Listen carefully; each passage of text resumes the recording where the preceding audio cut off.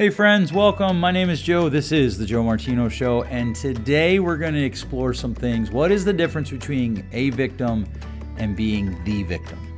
In life, there is no such thing as perfection. There is only consistent effort. Welcome aboard. Let's kick it off. This is the Joe Martino Show. You're listening to the Joe Martino Show, a podcast dealing with all things emotional, relational, and human nature. Joe is a licensed counselor in the state of Michigan, specializing in relationship therapy. He is also the author of the book, The Emotionally Secure Couple. All advice offered in this episode is offered for entertainment and educational purposes only. Enjoy the show. All right, let's kick this off. Welcome. It is hard to believe that we are in our last week of June.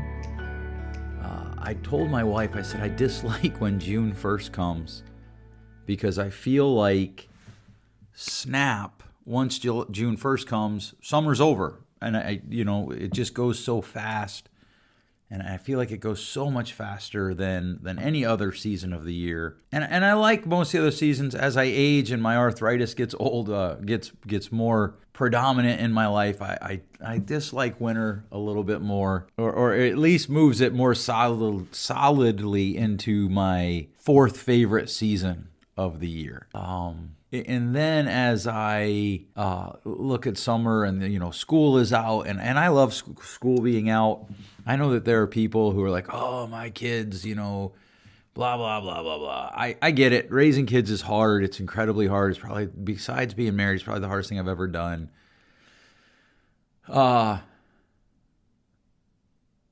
Because you want to do it well, and I get it. I have to confess at the same time, I do not understand people who are like, oh, I hate summer when my kids are home. Dude, you literally get 18 of these summers, and then it's done. It's just over, and suddenly your kids are gone all the time. And so I love it, and I'm sad that it goes so fast. And then I feel like when we get to July 4th, there is this pedal, this depression of the gas pedal, if you will, all the way to the floor. When I was a kid, we used to say, put the pedal to the metal. And I feel like that's what happens to the rest of summer once we get past July 4th. And so I am trying to soak up every minute that I can, every minute with my kids, every minute when with my wife, with my family, just talking and enjoying those things. We're coming out of Father's Day. And if you're a dad, happy Father's Day. If you are missing your dad because he has passed, my condolences. If you are missing your dad because you never had one and Father's Day is a hard day for you, my condolences as well. Holidays can be hard for people and great for others, and this is one of the things I want to talk about today is this transition of life. Usually around July we have some sort of episode about like, hey, how goes the year? What are you going to do with the rest of the year? You essentially have 6 months left, and I don't know if that will go up next week, which would be the actual last week of June, or if I will wait until July. I may actually skip next week and just put up an episode in the first week of July. We'll find out. So if you don't see an episode next week, you know why. I did get a lot of emails, a lot of reaching out to me about some of the past episodes regarding sexual assault. I got another handful of emails, and I think this is just going to, I hate this phrase, but I think this is going to be the new normal.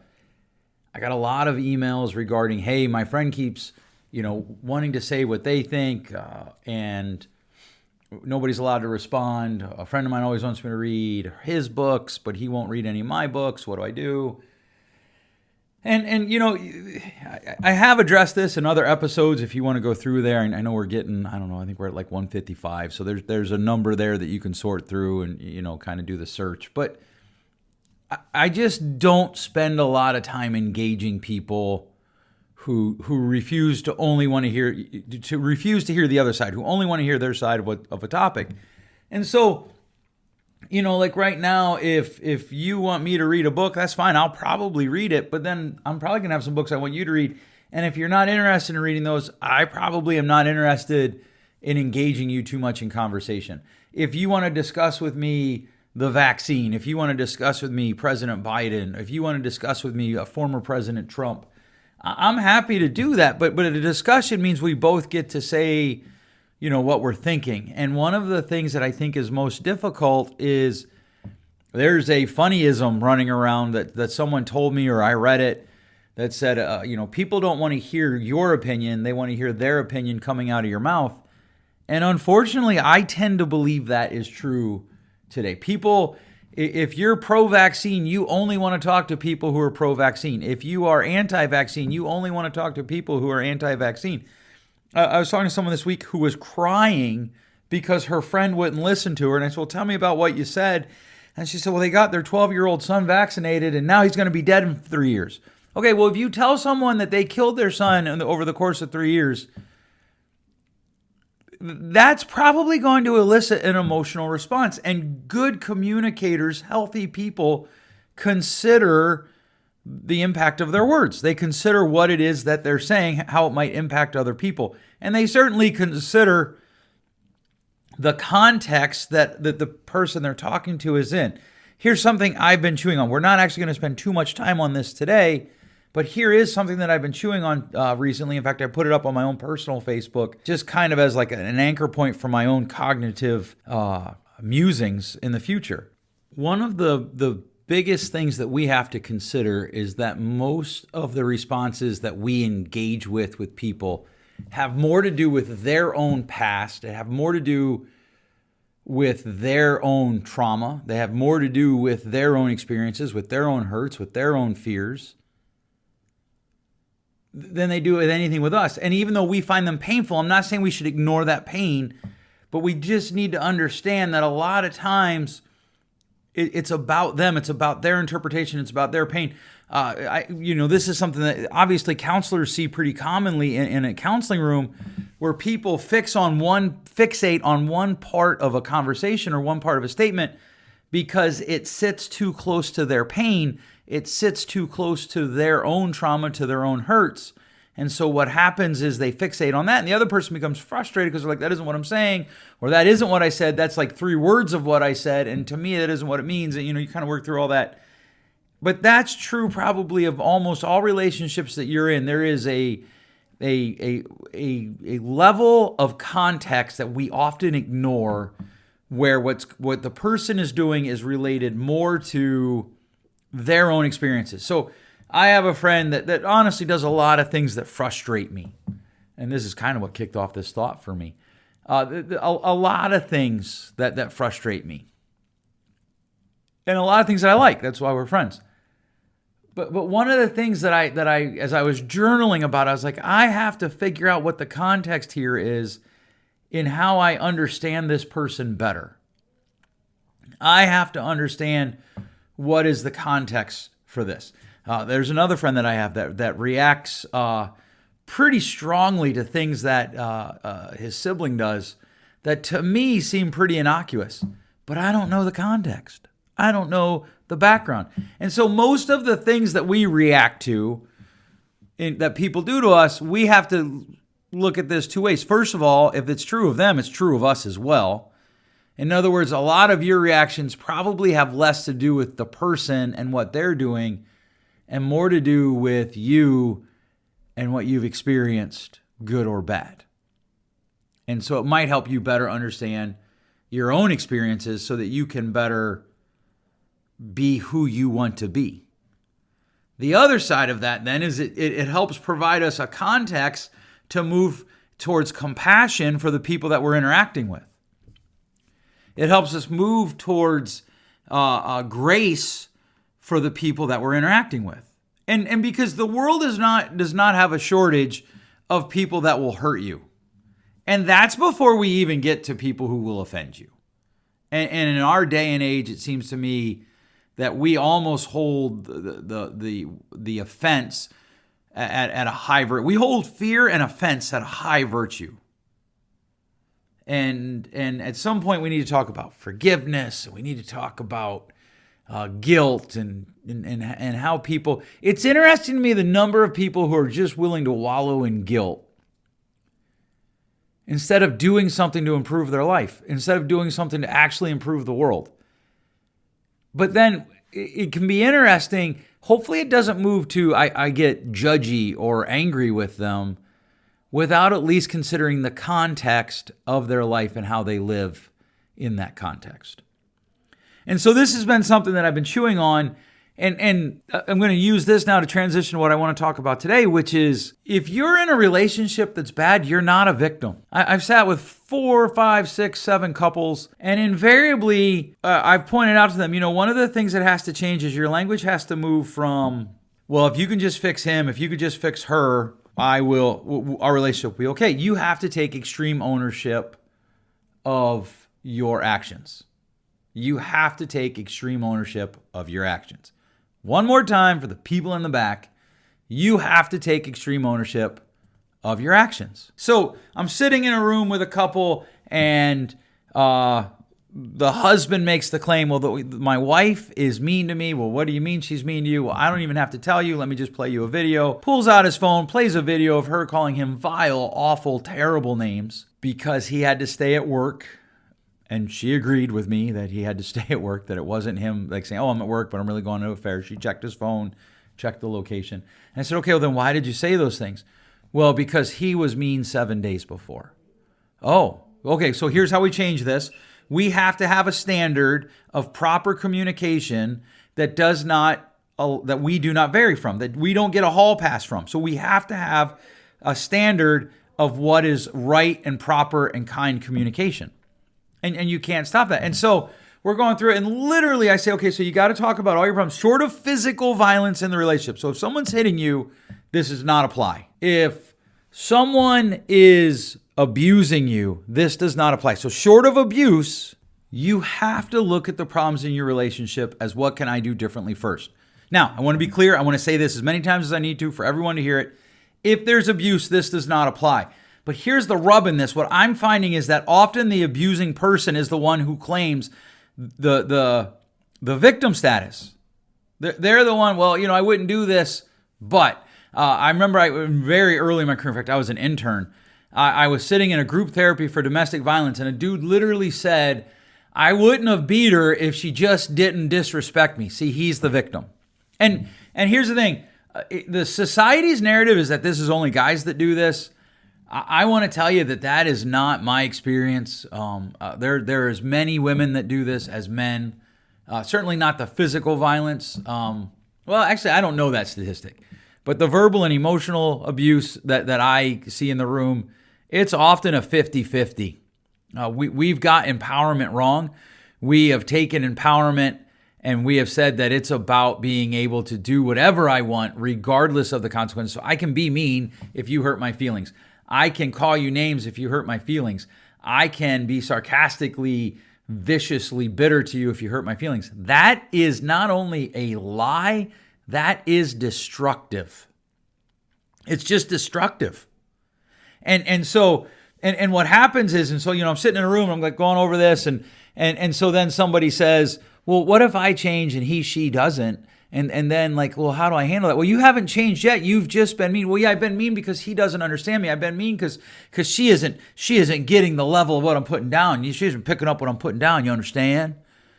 Yeah, dude, I understand. You're being a jerk. You're acting in the moment like a jerk, and you're trying to blame it on the other person. And that's destructive. If you want health, if you want change, you have to own what you do in the relationship, whatever relationship it is. I don't care if it's with your ex. Own what you do. Now, one of the problems with this, I think, is because we tend to have all or nothing thinking in our society where we have to be perfect or else. You got to free yourself from that. Either I'm perfect or I have no value. You have to free yourself from that because there is no such thing as perfect in our world. There is just consistent effort. And so what does this mean? What this means is that you are not the victim. Now, I want to be clear, outside of abuse, you're just not the victim, because if you are, now there's a difference between being a victim and being the victim. And a lot of times I sit in the room and people excuse their behavior with the fact that they're a victim. We even see this in society today. It is okay to mistreat someone else because I'm angry about something that has historically happened. It is okay for me to be unkind because of someone else being unkind. That just isn't how it works.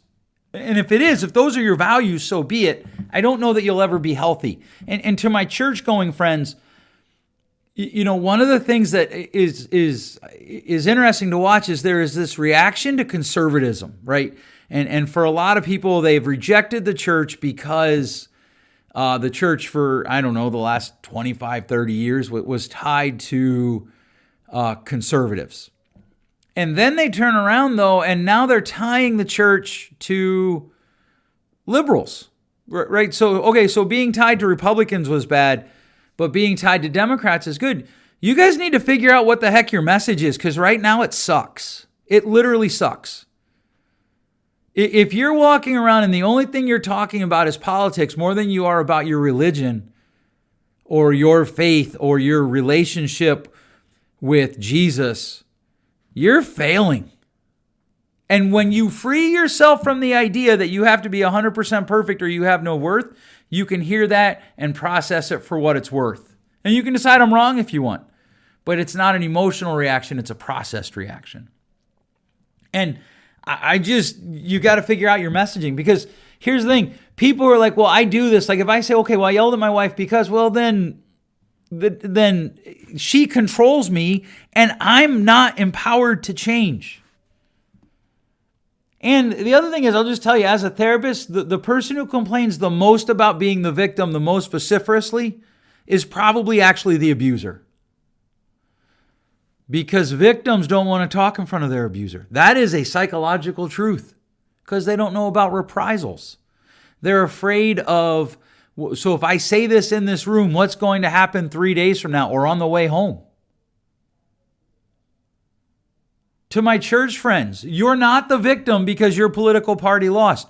You're also not the victim because the other person's party won. Like, that's just insanity. I keep a list of ideas for the podcast. For this show, I keep a list of this would be an interesting show to do. I've not decided if I'm ever going to resurrect writing blog posts, but if I do, I also have a list for that. For my YouTube channel, which is very hit or miss right now, I have a list for that. And so if you want to send in a topic, feel free to do that. That's not actually why I'm sharing this point, but if you have an idea of something you'd like me to talk about, send me an email, reach out to me, and I will work it into the queue if I think it's a workable show. But one of the ideas that I have is there's a person that I know who has literally been fired from the last 7 jobs where she's worked. And in all 7 of them, it starts out the same. It's the greatest job ever.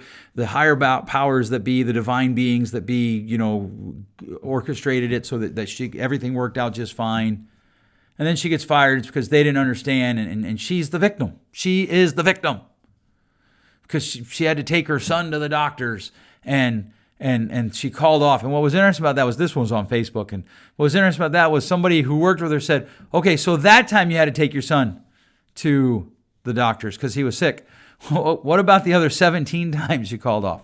But here's the thing, as long as in her mind she's the victim with her employers, she'll probably never actually change to be better. She'll probably never actually change to improve and not get fired from jobs. Because until you take ownership of it, you can't change. It's just real life. If you are constantly at odds with everyone in your life and you're the only common denominator, you have to own that and figure out why. And here's the thing. What goes along with the excuses of I do this because is we tend to judge ourselves on try and we judge others on do. Well, I tried. I didn't mean to. I intended to. I hoped to. Nobody cares. I'll just say that. Nobody cares. If that's your excuse for why you did something hurtful or didn't do something that ended up not doing it was hurtful, no one cares what you were trying or intending to do. They just want you to acknowledge that they were hurt. And here's the rub in all of this. We have that earlier part that we talked about, the idea of either I'm perfect or I have less value. The other side of that is, what is accountability in 2021?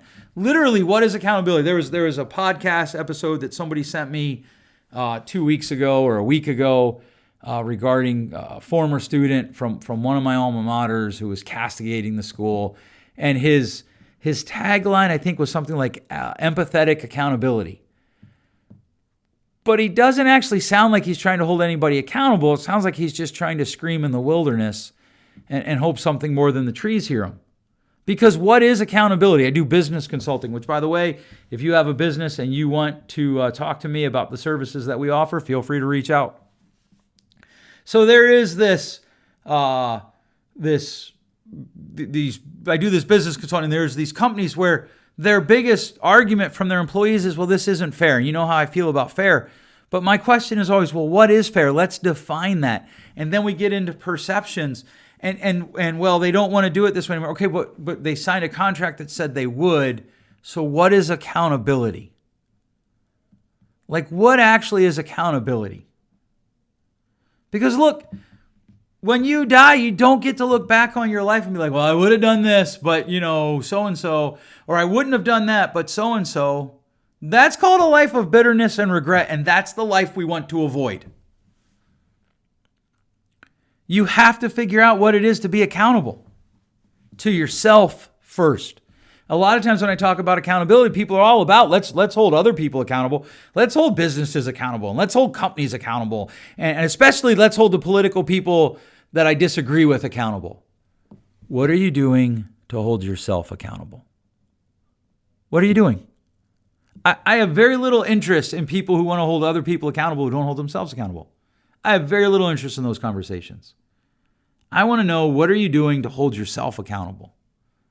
Okay, so how do we move from, okay, I've been victimized, someone has wronged me, and not make that my identity? First of all, we own whatever it is that we did. We have to own that. I did these things and I shouldn't have. And at the same time, we can understand the causes. So there are these things called schemas. I've talked about them before. They kick in. I have a behavior that is inappropriate. So I need to bring that out to awareness and I need to change it. We've talked about this. But we have to start with owning, what did I do? And we don't ignore that I was wrong. So if someone breaks into your house, well, that's kind of an extreme. Let me pick something. If your spouse is frustrating you and let's just say they're weaponizing silence, you have to ask yourself, am I a safe person for them to talk to? If your spouse is highly anxious in how they attach, and so instead of weaponizing silence, they blow up your phone like, hey, where are you? What's going on? Da, da, da, da. And I'm not talking about in the controlling way. I'm talking about in a fearful way. You have to ask yourself, what's going on in their life? How do I let them know that I think this is inappropriate? There's too much. You can't blow up my phone. And we're two autonomous beings. And how do I reach out to wherever they're at? But you start with owning yourself. Especially, here's the thing. People walk in all the time, and I've said this before. People walk into counseling, and the only thing they want to talk about is communication. Invariably, when I teach them different communication, they push back because it's not their communication that needs to change. It's their maturity level. Most people know what not to do in a relationship, and they still do it because they're not mature enough to endure pain and act appropriately. And you know what? I'm guilty of that. And if you tell me you're not, I'm probably not going to believe you. So just so we're clear on that. Most couples don't need to improve their communication. They need to improve their maturity level. And so you have to do that in your own life. You are not responsible for causing the people you're in a relationship with to be more mature. You're responsible to be more mature. You're not responsible for their growth. You're responsible to grow. And when you focus on yourself growing, you will create an environment where they can grow. And you're going to attract people who want to grow. And they will create an environment where it's easier for you to grow. It's like taking care of the soil.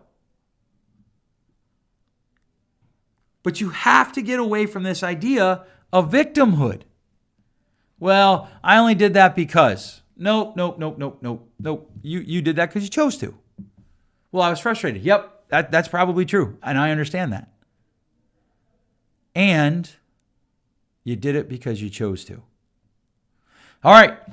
That is today's thoughts. I've been chewing on this for about 3 weeks, just working with a lot of couples in our current state of need here in Michigan. There's just so many clients trying to get in. I've opened up more and more hours, and this is something I've been thinking about. I do want to let you know about a few things. One, my wife and I are going to formally meet and draw out a plan for couples retreats to Florida, men's retreats to Florida, women's retreats to Florida. We have just been waiting to make sure that the states were going to open up. Now that they've done that, more information will be forthcoming soon. We're looking at anywhere from one couple who might be in crisis, could do the whole weekend, up to 4 couples for intensives, maybe as many as 10 or 12 couples for a little bit less intense, a little bit more of a group dynamic. Those are the things that we're looking at that we're going to launch. We're going to bring this to you. We're just constantly trying to come up with different ways that we can serve you. We've tried to do this. We wanted to do this with a camping motif, and finding facilities that would either get back to us or are able to have the resources was very difficult. So we did not succeed in that. So those are coming. Be in tune for that. There will be official announcements coming soon, and hopefully you will find value in those. All right. Thanks so much for listening. If you like this, please share it with your friends via social media or word of mouth. I can't tell you how much I appreciate that. And we'll catch you next time. Thanks for listening. If you enjoyed today's show, please share with a friend. And hey, give us that rating in your podcast store. Until next time, change possible.